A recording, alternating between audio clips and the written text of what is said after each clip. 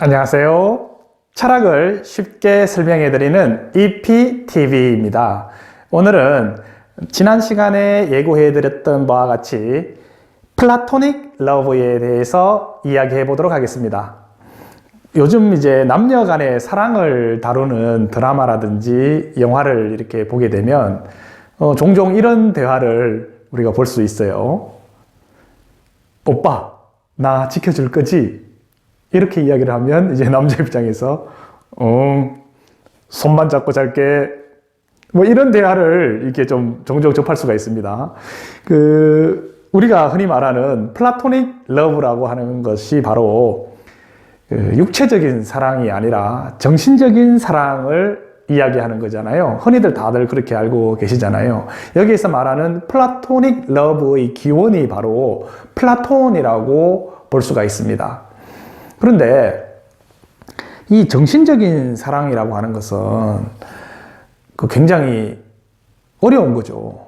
참기 힘든 육체적인 사랑을 초월해서 정신적인 사랑을 추구를 한다고 하는 것은 상대방 이성에 대한 굉장한 동경과 존중이 있어야만 가능한 거예요. 그러면 여기에서 플라톤은 여성에 대해서 여성을 존중하고 여성에 대한 동경이 있었던 사람이구나 라고 생각하실 수가 있는데 그렇지 않습니다. 전혀 반대였어요. 플라톤은 여성을 존중하지도 않았고 여성에 대한 동경이 있지도 않았고 여성에 대해서 그렇게 관대하지도 않았습니다. 오히려 지금 사회에 이렇게 비추어 보면 플라톤은 철저한 성차별주의자라고 볼 수가 있습니다. 플라톤이 자기 자신이 여자가 아니라 남자로 태어난 것에 대해서 신에게 엄청나게 고마워했다고 하잖아요. 왜 그러냐면 이제 그 당시 고대 사회의 그 분위기가 남성 중심 사회였잖아요. 그러다 보니까 플라톤이 가진 그러한 사상도 어떻게 보면 그 고대 당시에는 크게 뭐 문제가 되지 않는 그 사회였거든요. 그렇다면 여기에서 과연 플라톤적 사랑, 플라토닉 러브라고 하는 것이 뭔가에 대해서 한번 알아볼 필요가 있죠. 그것은 놀랍게도 동성애였습니다. 동성애. 지금으로 말하는 지금의 뭐 게이라든지 이런 걸 말하는 것이 아니고요.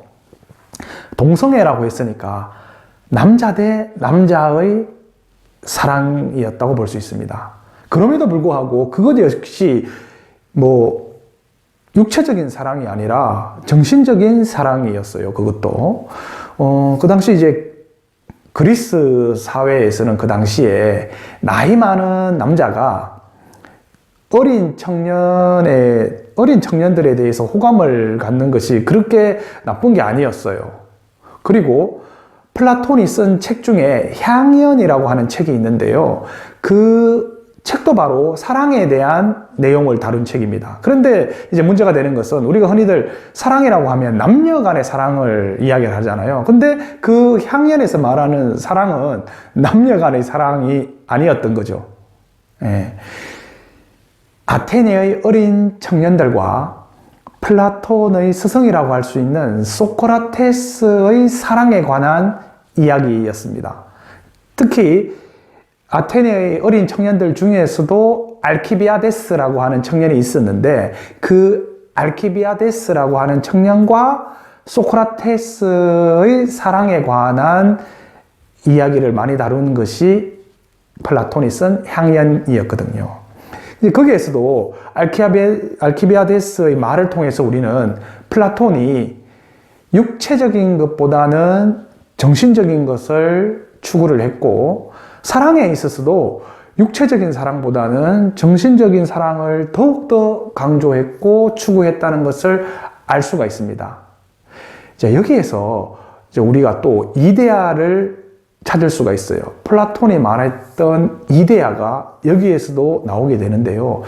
여기에서의 플라톤이 말한 이데아는 진리에 대한 사랑으로 이어지고 진리에 대한 사랑으로 승화가 되는 겁니다.